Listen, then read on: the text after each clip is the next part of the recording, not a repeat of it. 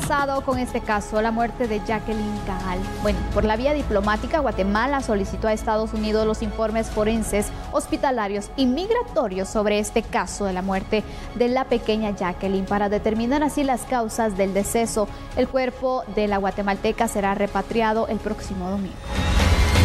La canciller el día 17 de este mes envía una nota diplomática dirigida al secretario de Estado, Mike Pompeo, en la cual le pide al secretario que se hagan todas las investigaciones de rigor, que se siga con el debido proceso y puedan enviar al gobierno de Guatemala informes de las atenciones migratorias, de la patrulla fronteriza y hospitalarias, para que aquí podamos cotejar qué fue realmente lo que pasó.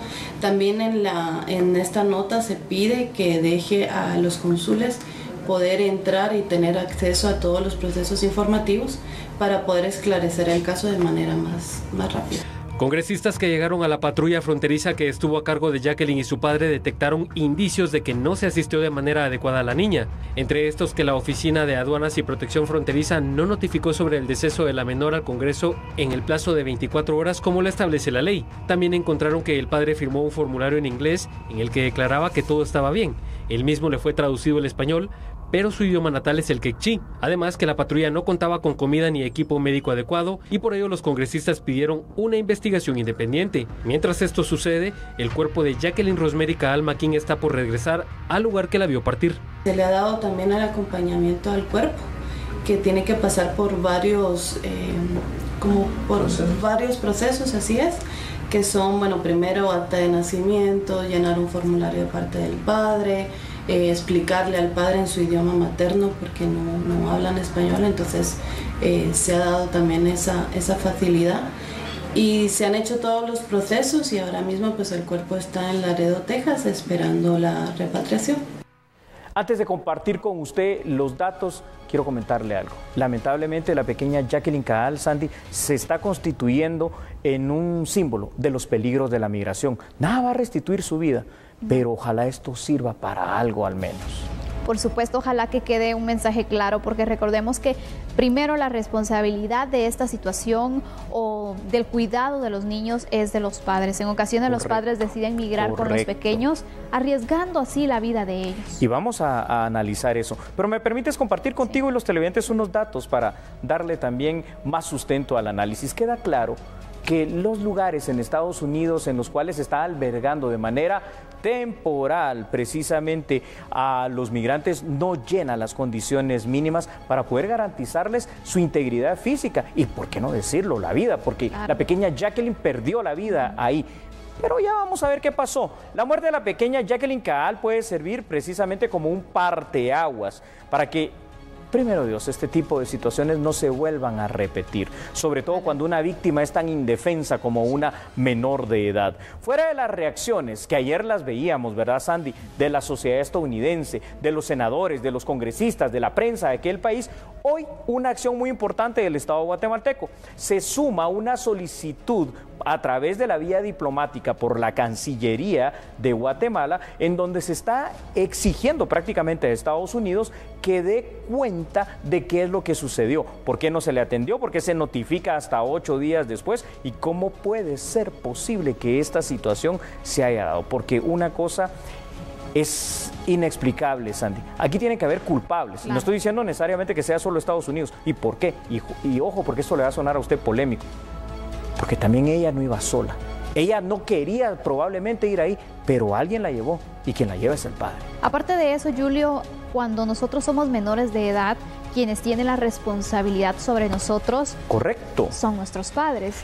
Partamos entonces de ahí. Creo que la primera responsabilidad de deducir sería, yo no sé si tiene vivo a los dos padres, pero sí sé que el padre está vivo porque con él iba, ¿verdad? Claro. Entonces, imagínate tú en qué cabeza puede caber atravesar el desierto con una menor de 8 años. ¿Tiene culpa el padre por esta situación? Indudablemente la tiene. Es que usted seguramente en casa jamás va a exponer a sus hijos a un riesgo como estos. Pero hay justificación la necesidad económica ante esta exposición, porque ahí es como nos ponemos a pensar exactamente. Qué buen punto. Porque por una parte está entonces las deudas, no el no tener tener para que comer. Diferentes situaciones que afectan nuestra economía, y esto también puede entonces la alta cegarnos a delincuencia, nosotros y decir, bueno, nos vamos sin importar los peligros que ya se conocen y deciden iniciar el recorrido. Claro, pero ahora pongámoslo desde otra perspectiva. Tienes toda la razón visto así. Pero aquí hay guatemaltecos que también viven en el mismo país, seguramente en el mismo municipio o lugar de origen de los Caal, y de una forma u otra salen adelante. ¿Por qué? Porque al final de cuentas, yo no estoy diciendo que no se vaya el mayor de edad, si quiere, en este caso el padre, pero quizá lo prudente, oportuno y conveniente no es llevarse a la menor. No sé cuáles sean las circunstancias propias familiares, porque al final de cuentas dicen, bueno, es que ante esta situación de que no tengo que darle que comer, me la llevo. Sí, pero ahora ya no le va a dar a comer a nadie, porque ahora la niña ya murió. Entonces está así la situación de terrible. Ahora te pregunto algo, Julio, ¿qué hacer? ¿El padre se tiene que regresar o tiene que continuar porque ha solicitado un beneficio migratorio? ¿Quieres que te dé información de que es precisamente lo que estás diciendo? No, mire, esto ya raya realmente en lo irónico. Yo no sé si decir en la desfachatez y el descaro. Esto es una tragedia. Toda muerte es una tragedia, y no digamos una muerte de una niña de 8 años apenas, en esas condiciones tan terribles como lo que padeció Jacqueline Caal. Ahora el padre lo que está solicitando a las autoridades migratorias estadounidenses es una especie de compensación. Bueno, murió mi hija, entonces yo pido asilo político, es más, algún resarcimiento económico y déjeme estar en Estados Unidos. Pareciera ser en este instante que se está subiendo a ese barco, por no decir tratando de aprovechar esta situación. Esto sí no me parece ni lo correcto, ni al final de cuentas lo conveniente, y mucho menos lo moral, Sandy. Cuando hablamos del tema de poder de esta manera hacer justicia y resarcir a la familia, ¿podría incluirse este tema migratorio o únicamente se esperaría con el tema de la destitución, por ejemplo, del encargado de este departamento de patrulla fronteriza? ¿Qué más se podría esperar o se está pasando más?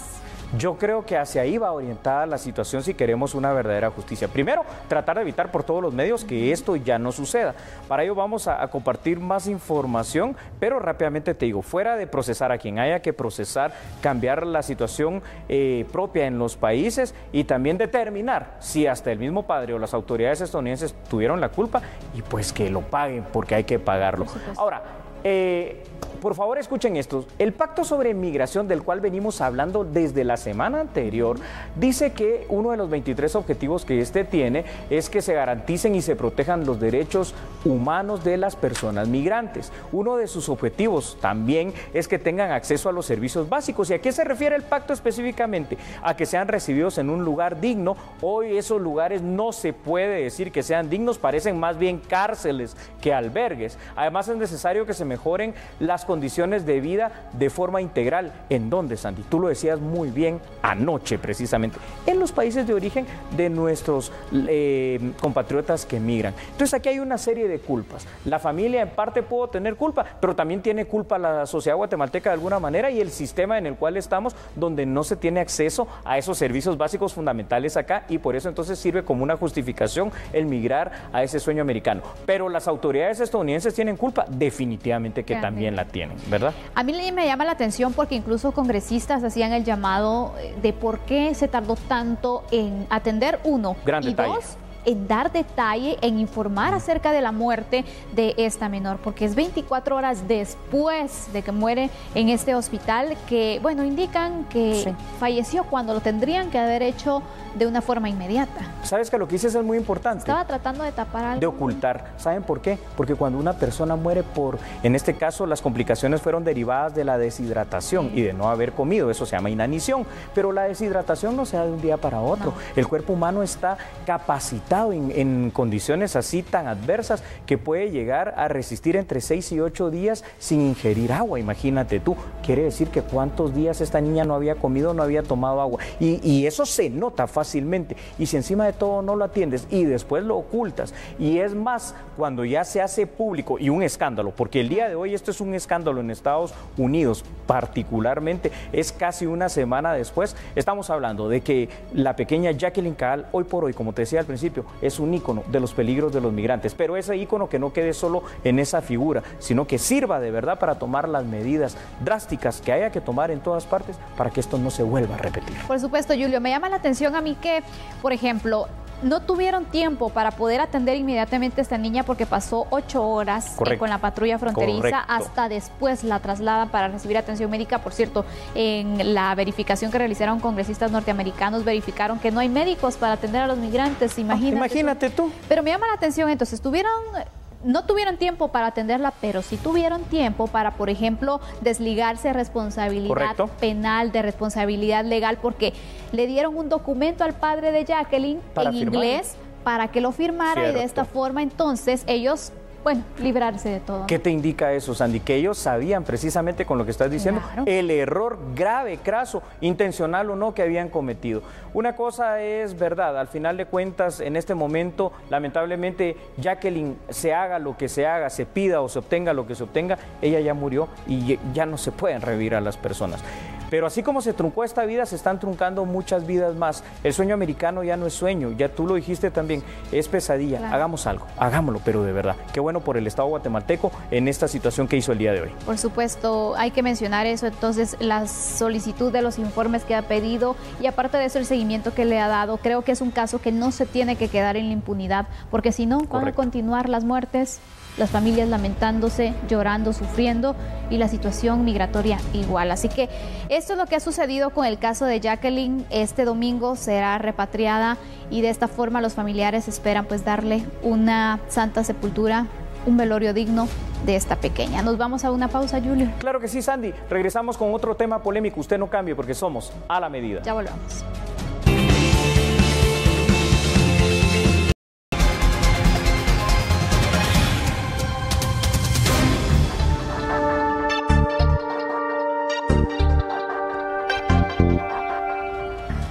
Gracias por continuar con nosotros. Hoy en el Diario Oficial se publicó una notificación por parte de Migración donde se daba a conocer que tenían entonces 72 horas para abandonar el país los siguientes trabajadores de CICIG. Son 11 específicamente abogados e investigadores de CICIG. Hablamos entonces de Coriolano Marcelo, Humín Pérez Osorio, John Washington Jiménez Robaina, María Martín Quintana, Fernando Robles Reyes, Gilén Osorio Zuluaga, Roque Marcelo Vélez López, Horacio Roberto Picardo Candia, Luis Fernando Orozco Álvarez, también Fernando Washington dos Santos Oliveira y César Augusto Rincón Sabogal. El día 18 de diciembre del presente año entonces, este día a las 12:45 fueron notificadas sobre las resoluciones en las cuales se ordenó entonces el abandono del país de las personas referidas en un plazo de 72 horas a partir de esa notificación, señalando que en caso de incumplimiento se determinará su expulsión del territorio nacional. Esta es una de las noticias destacadas de la jornada. Desde muy temprano entonces ya estaba marcando también la palestra informativa y aquí tenemos la publicación que se realizó en el Diario Oficial por parte de Migración. Bueno, las reacciones no se hicieron esperar. La organización Guatemala Inmortal presentó también una denuncia contra los 11 trabajadores de la CICIG a quienes el Ministerio de Relaciones Exteriores retiró las acreditaciones. En esta querella penal específicamente a estos 11 investigadores debido a la violación sistemática del debido proceso y la presentación de testigos falsos. En el caso de asesinato está, por ejemplo, la muerte violenta de Pavel Centeno, el exministro de Finanzas de presidente Pérez Molina, y también la muerte por suicidio en uno de los presidios del país del doctor Oliva. Entonces, aparte, por supuesto, de la paliza que le interpusieron al hijo del señor Cimeri, donde casi lo dejan muerto y le provocaron casi perder la vista en uno de sus ojos y varias fracturas graves en la mandíbula, pateando a un muchacho, me parece 17 o 19 años, en un juego de fútbol, guardaespaldas de la CICIG. Entonces, por todos esos abusos nosotros estamos demandando. El vicepresidente del país también opinó sobre las instrucciones giradas por el Ministerio de Relaciones Exteriores en relación a los trabajadores de CICIG. Esto fue lo que dijo. El vicepresidente del país, Jafet Ernesto Cabrera Franco, opinó sobre el plazo que fue otorgado a 11 investigadores de la Comisión Internacional contra la Impunidad en Guatemala, CICIG, a quienes se les retiró las acreditaciones y deben abandonar el país. El Ministerio de Relaciones Exteriores tendrá que ver administrativamente qué es lo que corresponde. De alguna manera no se... investigaciones que se está realizando por parte de ellos? No, ustedes solo creen que los colombianos pueden hacer investigaciones. Aquí tenemos buenos investigadores, tenemos la potestad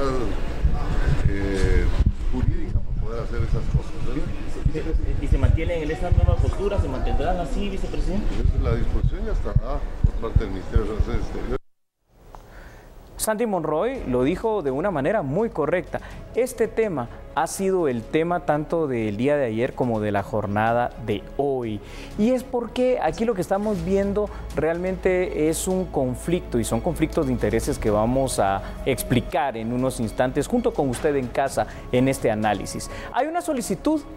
Una hay ya, fíjense, planteada en el mes de octubre. Es un amparo solicitado a favor de los investigadores de la CICIG y esta acción fue planteada ante la Corte de Constitucionalidad. Pero escuche usted, el amparo como fue planteado en octubre fue para que no se les retirara las visas que les dan el trabajo y todos los permisos para desarrollar acá pues sus funciones en Guatemala como miembros internacionales de la Comisión Internacional contra la Impunidad, CICIG. Ahora, este recurso al cual me refiero desde el mes de octubre no ha sido aún conocido por los magistrados de la Corte de Constitucionalidad. Aquí es donde uno dice, bueno, a veces lo hacen de manera inmediata en horas, otras veces dejan pasar 2 meses y no resuelven los recursos y dejan esta situación legal en el aire, ¿verdad? Que esa es otra cuestión. Ahora, el día de ayer, el mismo abogado que planteó este recurso de amparo ante la Corte de Constitucionalidad ingresó en esta institución un memorial. Un memorial es simple y sencillamente pues una hoja, ¿no?, donde él firma y explica que había solicitado el amparo y pide que se conozca y que se resuelva.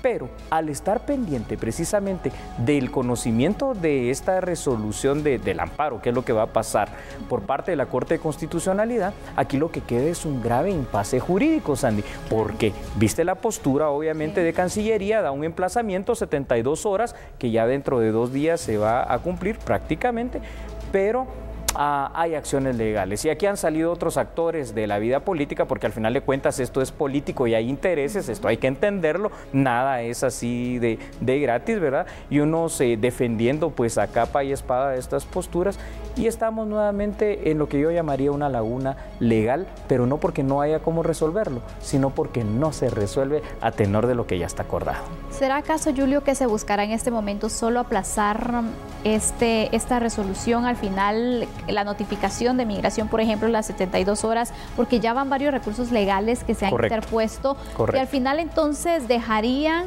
en pausa este recurso? Eso es precisamente la consecuencia jurídica actual. ¿Por qué?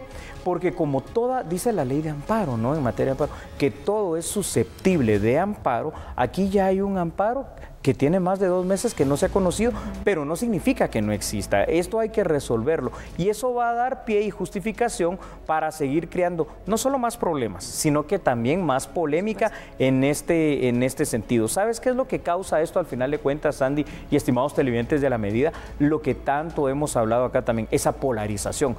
Yo estoy a favor de A, yo estoy a favor de B. Y dividimos el país al final. Bravo, Sandy. Y no se trata de dividir el país en favor de uno y otro, no, se trata de cumplir lo que dice la ley. Primero la ley máxima, la Constitución, pero otra cosa, porque volvamos a lo que decíamos ayer, ninguna de las dos partes ha logrado cumplir, escuchen bien ustedes, con lo que dice el artículo 12 del convenio que le da vida a la CICIG, sentarse, dialogar y consensuar sobre esta materia. Y mientras esto no se haga, pues todo lo demás viene como que aleatorio, pero lo verdaderamente importante es lo que no se hace. Y aquí, ojo, porque ya la gente en Guatemala, los analistas y las distintas instituciones se han dado cuenta, no de ahora, sino que hace mucho tiempo, de algo. Quien no ha querido cumplir con esa parte para sentarse es la contraparte, en este caso me refiero a Naciones Unidas. Hay que ser claro también en esto.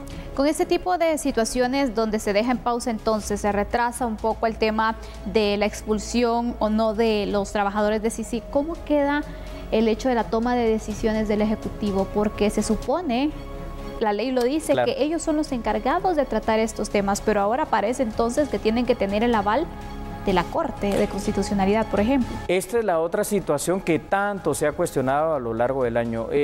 Afortunadamente, las personas que ven a La Medida saben que aquí no es cuestión de pasiones ni de bandos, sino que se trata del análisis puro y simple de la ley y de lo legal. Sí, aquí la Corte Constitucional, lo hemos dicho no una, sino que varias veces. Lamentablemente en esto, en lo cual se metió desde el año pasado, de resolver, primero donde no hay materia para ellos, hay, digámoslo claro, el acuerdo de creación de CICIG dice quiénes son las únicas dos partes: Naciones Unidas a través de su Secretaría General y el Gobierno de Guatemala a través del Poder Ejecutivo, que para esto delega al Ministerio de Relaciones Exteriores. Esto queda clarísimo ahí. Sí. Y luego, por tener resoluciones en su momento con decisiones que le competen al Ejecutivo, que han sido decisiones no jurídicas, sino que políticas, entonces aquí se ha creado, para decirlo un buen chapín, un chirmol en el cual ya la gente al final de cuentas no entiende esta situación, y por eso es de que se polariza a la sociedad. Y el único daño que se le está creando es, primero a Guatemala, al sistema de justicia, porque aquí, ¿sabes, Sandy? Perdona que sea tan extenso en lo que estoy comentando, lo que no tampoco se está haciendo es el traslado efectivo, eficiente y eficaz de las capacidades al Ministerio Público. CICIG se va a ir y no va a trasladar absolutamente nada. Nos estamos olvidando de esa parte al final. Y como dijo la canción, el tiempo pasa y no vemos entonces ese traslado de capacidades que se había mencionado. ¿Hay otros datos, sí, Julio, que nos tienes? Compártelos. Claro que sí, Sandy, muchas gracias. Ayer lunes, a través de una notificación escrita, el Ministerio de Relaciones Exteriores, como tú bien lo dijiste, dio un plazo, emplazó pues por 72 horas a estos 11 trabajadores de la Comisión Internacional contra la Impunidad a efecto de que puedan abandonar nuestro país, advirtiendo que si no lo cumplen podrían ser expulsados. La gran pregunta es, ¿qué pasará cuando se cumpla el plazo de las 72 horas? Considerando lo que ya hemos dicho, la petición de amparo provisional en favor de estos 11 trabajadores de CICIG planteada en el mes de octubre. Hay grupos de presión también que están exigiendo, imagínate tú, de una cosa llegamos a otras que yo siento que a la destitución de la ministra de Relaciones Exteriores, Sandra Jovel, argumentando que ha desobedecido la resolución emitida por la Corte de Constitucionalidad, la cual ordena hacer caso del artículo 12 del acuerdo de creación de la CICIG, que dice que el diálogo entre Naciones Unidas y Guatemala es la única vía de solución. Aquí, en este sentido, yo coincido completamente con lo que ha dicho Matías Ponce, es decir, el vocero de CICIG. Él ha mencionado que lo que no se ha hecho es precisamente dialogar, tal y como reza el artículo 12, y ahí está todo el meollo del asunto. Los demás, bienvenidos, pero no son parte en esta situación, y no son parte porque no querramos o porque a mí se me ocurra, no son parte porque el convenio de creación de CICIG no lo permite. Sí, creo que aquí el problema es que no quieren dar su brazo a torcer, no quieren ceder también, y recordemos que uno de los principios del diálogo es que tengo que ceder para poder obtener. Qué bien has dicho. La esencia en cuanto a las técnicas de negociación y resolución alternativas de conflictos, como se le conoce a esa parte de esa ciencia tan específica, es ganar a través de ceder un poquito, pero si ninguna de las dos partes cede, o si hay una, en este caso ya la señalamos cuál es, que no quiere ceder, jamás se va a poder solventar esto, ¿verdad? Hay un choque ahí, entonces no se logra ningún tipo de acuerdo, y si no lo cree, mire cuántos meses han pasado al final y no se logra resolver esta situación con CICIG, que puede afectar incluso el tema investigativo, los casos, podría ser por esta incertidumbre. Eso es. Y también por la controversia que se ha originado. Eso es. Y voy a concluir, si me permites, el tema con algo que ya dije. Urge, pero de verdad urge, que los trabajadores que queden, nacionales o extranjeros de CICIG, traten de pasar esas capacidades al MP. ¿Saben por qué? Porque en los 11 años que han estado aquí, pues evidentemente esas capacidades no se han demostrado, porque si no, no habría tan alto nivel de impunidad en este país. Bueno, concluimos con este tema, estamos pendientes de qué pueda pasar al final. 72 horas se dieron, el tiempo está corriendo, ¿qué va a pasar al final? Usted va a conocer toda esa información aquí en TN Todo Noticias. Es momento de concluir y de conocer otra información. Será una pausa, ¿te parece? Excelente, Sandy, claro que sí. Bueno, cambiamos de tema. El Ministerio de Trabajo ha recibido diferentes denuncias por despidos injustificados. Indican que, según las estadísticas, enero y febrero pueden ser los meses donde más casos de estos se presenten.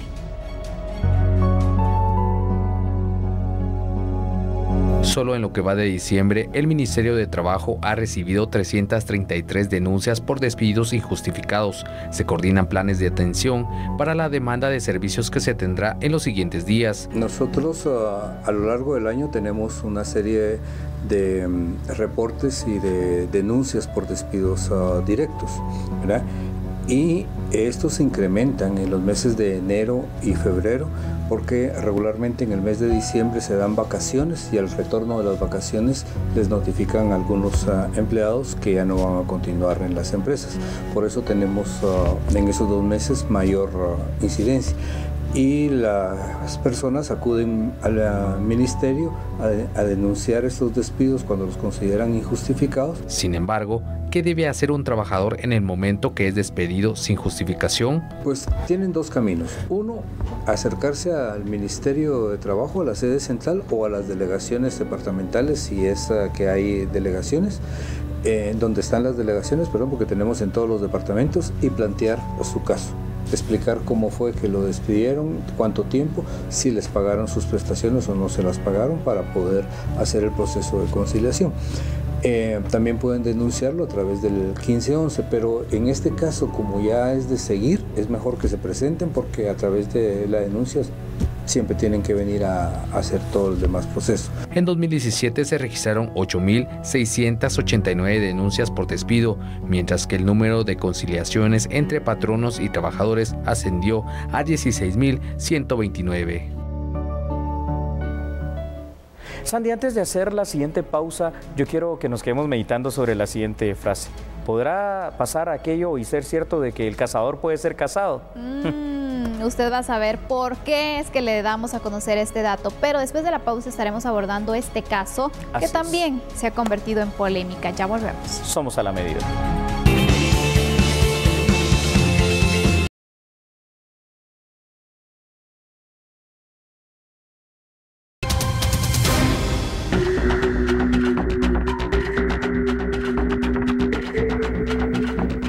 Gracias por continuar con nosotros y estar pendiente también de los temas. Resulta que la Fiscalía de Asuntos Internos del Ministerio Público citó a declarar al jefe de la FESI, Juan Francisco Sandoval, por una denuncia penal en su contra. Conozca por qué se le acusa. Parte de las diligencias de investigación que se encuentra desarrollando en razón de la denuncia interpuesta por el señor Ricardo Méndez Ruiz en mi contra por una reunión que sostuve en la ciudad de San Salvador en octubre de este año, entonces he sido citado. ¿Cuál fue el motivo? Miren, yo me reúno, yo hablo con él a cada instante, si el trabajo es coordinado, entonces, déjeme aclarar una situación. Entre las cuestiones que he visto que han pedido en relación a esa reunión, han pedido cuestiones de viáticos, nombramiento, etcétera.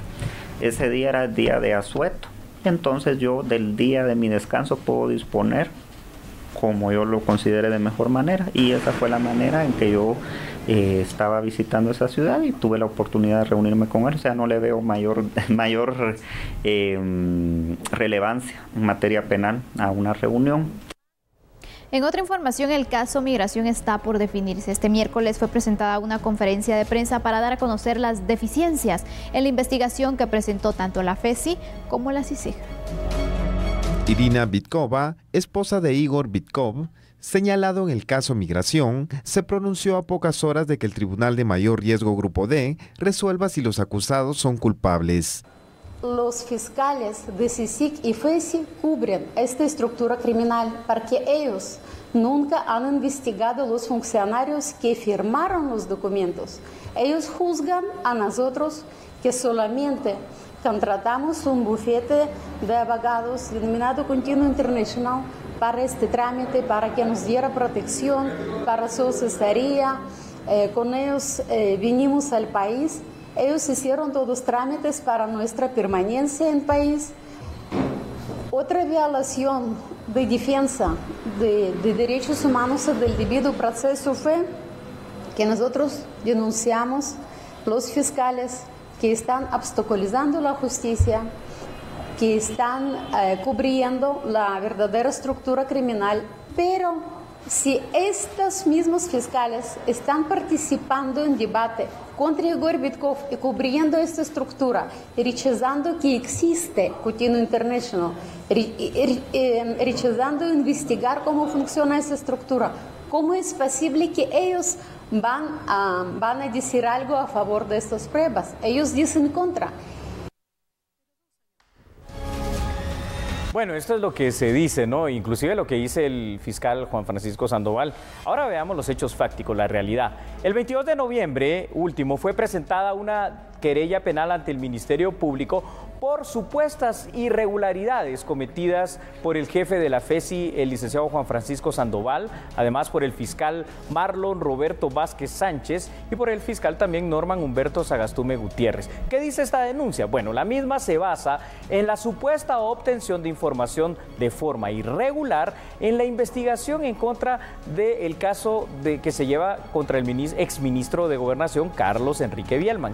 Estas personas, además, son señaladas de tratar de inducir y más bien tratar de negociar, como dice esta querella penal, declaraciones alteradas en contra de varias personas sindicadas por los delitos de tortura y por los delitos de ejecución extrajudicial, que son delitos de lesa humanidad.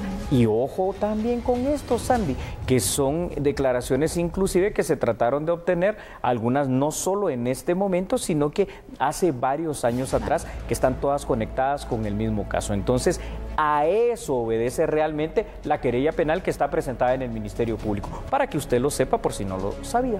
Evaluamos esas irregularidades, Julio. Mira, me llama algo la atención.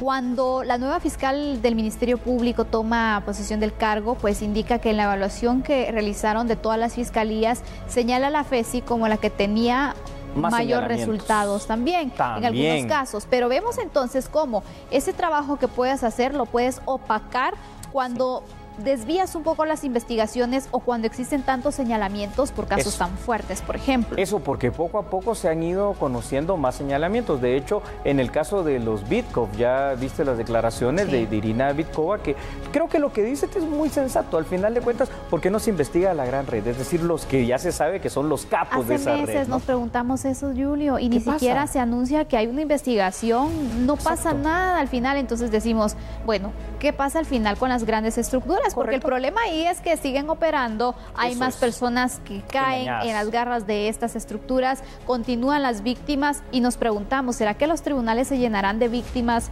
más que de victimarios? Ahí está la situación, o sobre todo cuando se da de lo que se les acusa, que no es cosa leve, es algo muy serio, el tratar de inducir al error falseando la verdad en un caso penal, porque entonces qué certeza tiene un ciudadano que cae, llamémoslo así, ante las garras, se puede decir prácticamente casi, de un sistema de justicia que pervierte y altera las pruebas. ¿Me permites dar más información vinculada a este tema? Posteriormente, en declaraciones públicas, y como tú bien también lo estabas diciendo, Sandy, la fiscal general Consuelo Porras, también jefa del Ministerio Público, ya había anunciado el inicio de una investigación, que es la que estamos conociendo en este momento, investigación en contra de las personas que integran la FESI. ¿Por qué? Porque si se permiten estos hechos, lo que va a suceder es que la impunidad va a seguir de alguna manera, en todo caso, campeando en Guatemala. Y si no, pues también para desmentir si es mentira esta situación, si es algo falso y que se sepa la verdad. Entonces, las denuncias se basan en varias situaciones que son muy importantes. La Fiscalía de Asuntos Internos, que es la fiscalía que investiga dentro del Ministerio Público lo que hacen mal los agentes y auxiliares fiscales, va a esclarecer ahora esta situación y esperemos que el resultado sea pronto para que se pueda, tal y como dice la Constitución Política de la República de Guatemala, cumplir con aquello de que nadie, absolutamente nadie, puede ser superior a la ley, pero cumplir con otro precepto constitucional, el de que los funcionarios o empleados públicos solo pueden hacer aquello que la ley les permite y no tratar de traspasar los límites de la legalidad, porque ya se cae en una inmoralidad y a la vez también en un delito, ¿no? Porque eso se llama perjurio. Aparte de eso, Julio, es que poco a poco, si no se siguen estos casos, si no se investiga, puede llegar incluso a cometerse hasta un abuso de autoridad, por ejemplo. Y el ciudadano, ¿dónde queda al final? Es correcto. Nos preguntamos, ¿la justicia entonces se parcializa o qué pasa al final? Bueno, me parece interesante que esta Fiscalía de Asuntos Internos esté muy activa en estos casos. Es sano. Así tiene que ser al final, porque entonces, ¿cómo confiamos en el Ministerio Público si no investigan sus casos internos, ¿verdad? Sobre entonces todo, me interesa. Ay, perdón, Sandy, sobre todo una cosa, puede pasar que la denuncia o la querella penal sea espuria, sí también puede pasar, porque no podemos tratar de analizar esa parte, entonces que se sepa. Por eso, esta investigación con el aval de la fiscal general e iniciada por la Fiscalía de Asuntos Internos, lo que va a hacer es algo sano. Y lo mejor que pueden hacer Juan Francisco Sandoval y los demás miembros de la FESI es pues presentarse, declarar de la manera más rápida e inmediata posible y que la verdad se sepa. Por supuesto, aquí la verdad es que no se está condenando a nadie, porque sabemos entonces que tienen que ser escuchados, tienen que presentar sus pruebas, defenderse, por supuesto que es un derecho al final, y de esta forma entonces tenerse un resultado. Creo que es un buen mensaje el que se envía para todos los funcionarios públicos, es decir, si ustedes son señalados, si ustedes están realizando algún tipo de irregularidad o ilegalidad, bueno, pueden ser investigados, porque su cargo no significa que van a caer en la impunidad, por ejemplo. Eso es lo correcto. Al final concluyamos con algo, ¿verdad? Una frase muy coloquial. En todo caso, si no es así, pues no hay que hacer cosas buenas que parezcan malas. Dejamos el tema hasta ahí. Definitivamente. Concluimos entonces con esta información.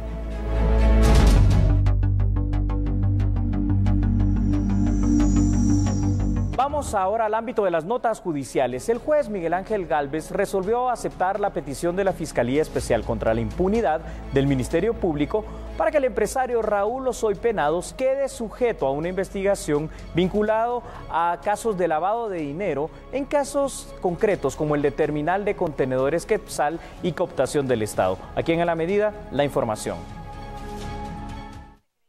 Para el juzgador, en esta primera etapa del proceso penal, los indicios criminales que presentó la Fiscalía Especial le hacen creer que Raúl Osoy pudo haber cometido lavado de dinero y otros delitos al participar en la compra de bienes y el financiamiento que recibió el exbinomio presidencial Otto Pérez Molina y Roxana Valdetti. De la señora Valdetti, cómo constituyó el Grupo Estrella, lo que dice Víctor Hugo con relación a que Juan Carlos le dijo lo que abriera los bloques de sociedad, y ahora en el allanamiento practicado en la oficina del señor Osoy aparecen cantidades de sociedades, aparecen chequeras en blanco y bueno, y ahí está pues, y por supuesto toda esta documentación está dentro del proceso. Entre las evidencias de la relación que existió entre el procesado y los exfuncionarios presos por casos de corrupción, dentro del proceso hay unas fotografías. En una de estas, según la investigación, Raúl Osoy le regaló un Jeep a la ex vicepresidenta de la República, Roxana Valdetti, por su cumpleaños. Es momento de cambiar de tema. Hablemos entonces de la asamblea extraordinaria que llevó a cabo el partido Visión con Valores Viva. Resulta que presentó ante el comité ejecutivo y ante los delegados a Juan Carlos Ejenberger como precandidato. Según explicó el comité ejecutivo, Ejenberger cumple con el perfil que debería tener y cumplir la persona que los represente en las próximas elecciones a presidente de la República. El secretario general del partido, Armando Castillo, afirmó lo siguiente: el país necesita menos politiquería y más trabajo, más resultados y más servicio al prójimo. Castillo agregó: queremos hacer un llamado a la unidad y vimos en Juan Carlos a una persona que sus frutos de vida habla de la labor que ha desarrollado como ciudadano comprometido. Estas fueron algunas de las palabras en este discurso del secretario general del partido Visión con Valores, donde se anunció entonces a Juan Carlos Ejenberger como su candidato presidencial.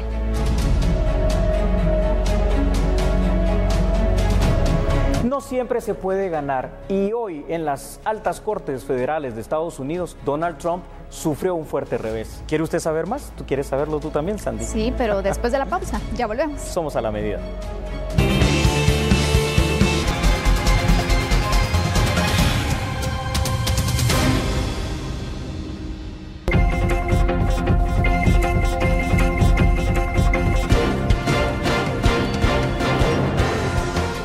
Es momento de conocer las noticias internacionales. Un juez federal suspendió la restricción impuesta por el gobierno de Donald Trump que negaba el asilo a los migrantes que huyen de la violencia doméstica o de las pandillas en sus países de origen. Vean la información y la resolución completa. El juez de distrito, Emmett Sullivan, determinó que algunas de las directrices redactadas por el entonces secretario de Justicia Jeff Sessions no pueden ser usadas para probar si un inmigrante tiene un temor creíble de ser perseguido o torturado en su país de origen, que es el primer paso para solicitar asilo en Estados Unidos. El juez aseveró que las normas de asilo impuestas por el gobierno de Trump violan las leyes federales de inmigración y afirmó que es la voluntad del Congreso, no los caprichos del Ejecutivo, la que determina cuáles serán los estándares para deportar a alguien. Se trata de otro revés legal para los intentos del presidente Trump de endurecer las normas migratorias sin pasar por el Congreso. En respuesta, un portavoz del Departamento de Justicia dijo que la directriz de Sessions se había apegado a los requisitos de asilo de acuerdo a la ley estadounidense. Los funcionarios del gobierno de Trump afirman que el proceso de asilo es aprovechado por inmigrantes que confían en pasar la primera prueba sobre el temor creíble para poder entrar en el país. Sin embargo, por lo general, solo un 9% de los que piden asilo lo reciben.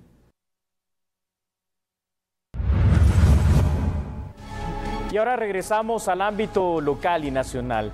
Hoy se presentó precisamente en la Fiscalía Metropolitana una ampliación de denuncia en contra del exfiscal general Telma Aldana. Vea la información, por favor, acá en A la Medida. Los abogados Óscar López y Pedro Reyes aseguran que la exfiscal general Telma Aldana incumplió con la Ley de Compras y Contrataciones del Estado al renovar 12 veces un contrato con la empresa Arco. La ampliación del día de hoy precisamente se ha referido a que la Comisión Internacional contra la Impunidad en Guatemala, CICIG, había ya tenido conocimiento de dicha situación precisamente desde el año 2016, situación que en ningún momento fue investigada de manera consciente, invitando también precisamente nosotros en nuestra ampliación al ente investigador a que actúe pues precisamente como en derecho corresponde en base a las leyes de la República de Guatemala. Noticia finalizamos, pero lo invitamos para que mañana en punto de las 9 de la noche esté con nosotros en A la Medida. Feliz noche. Feliz noche, Sandy. Feliz noche. Gracias por la sintonía.